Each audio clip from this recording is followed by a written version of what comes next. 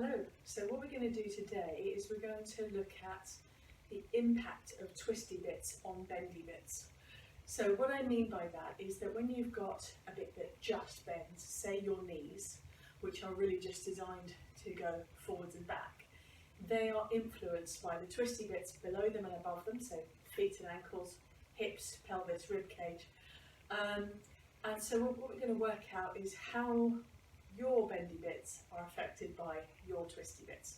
So we're going to start off by testing your bendy bits. So the two main bendy bits that I'm thinking about today are your knees and your lower back, which are not really designed to twist, they are designed to bend. So let's have a look. Really easy ways to test that out. How does your squat feel? So if you come down into a squat position, does that feel easy? Does it feel comfortable? Is there anything that pinches or feels like it's sore, it's getting overstretched? Is there anything that feels like it's offline? Anything that doesn't feel quite right? Anything that makes it not feel easy? So we start with a squat, and then we're going to go for a toe touch. So, because this is going to test the bendy bits in your low back.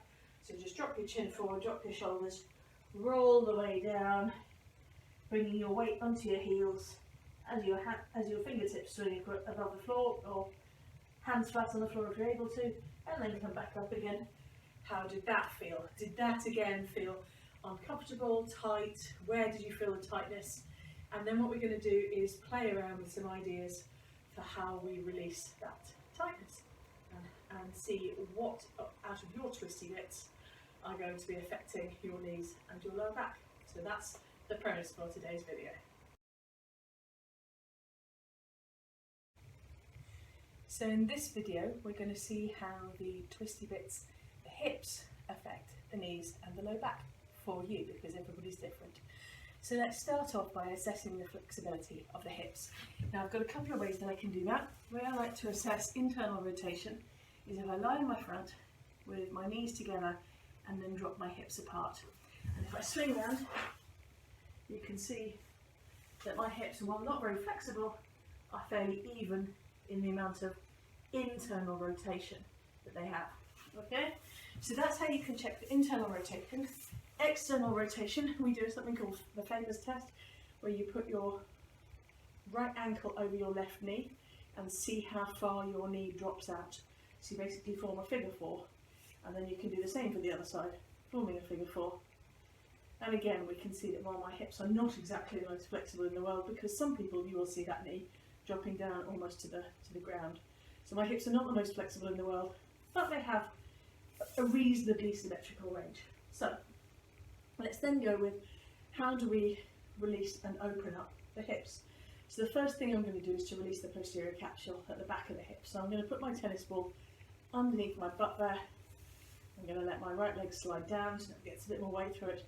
With my left leg, I'm going to push myself slightly onto the ball so I can get a bit more weight going through it. Now with a release like this, you only want the pain to be, you want to elicit a maximum of sort of 2 out of 10 discomfort, maybe 3 out of 10 at the absolute most, because we are trying to get this to be a position that your body can relax into and process the discomfort.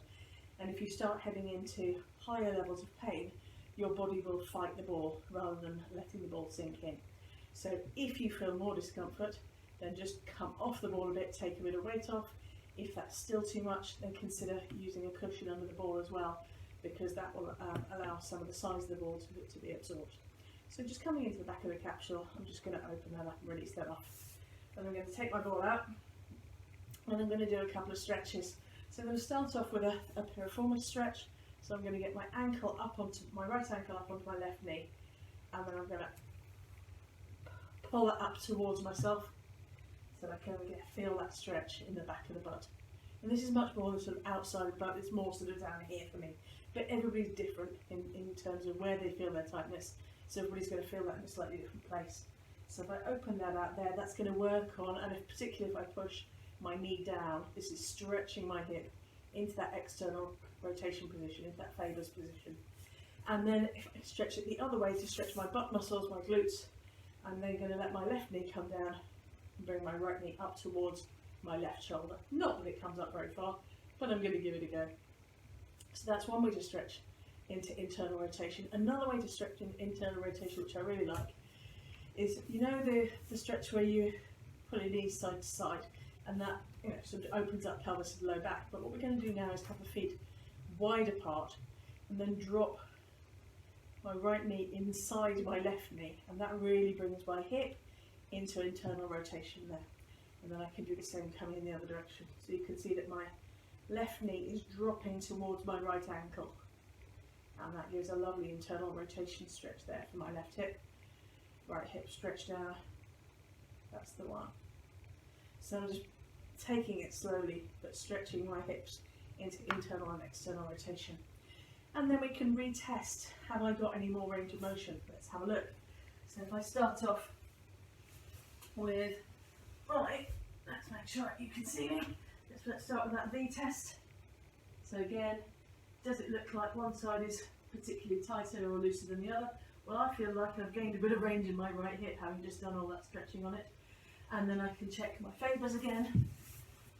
So right knee, right ankle over left knee, that has definitely stretched out.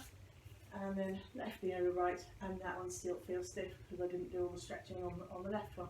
So I have definitely just improved my right hip's stretchiness. And so now I need to regain a bit of proprioception through that right hip.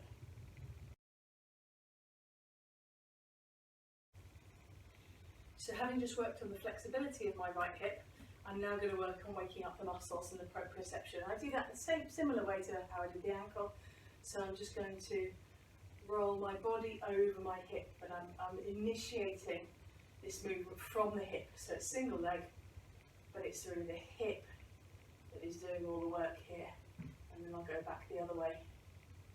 And you can see that that's just one hip, which is the centre of the biggest area being circled around. So that's just allowing my brain to start waking up and going, okay, well, this is where each part of my hip joint is. So that wakes that up. Now, let's retest. Having just restored flexibility and proprioception to my right hip, has that changed my bendy bits? Has that changed my knee and my low back? Let's have a look. So if I come down and squat into there, well, that hip feels a bit like it's seating a little bit better. So for me, maybe my hips are one of the bendy bits that I need to work on to improve my knees. And then let's have a look at the roll down. Again, testing the bendy bit of lower back.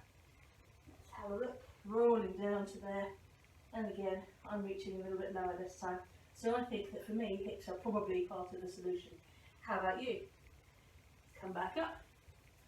So if you feel that your squat and or your toe touch improved as a result of stretching and working your hips, then it's possible that if you've got knee or low back problems, that you want to really think about working on your hips first.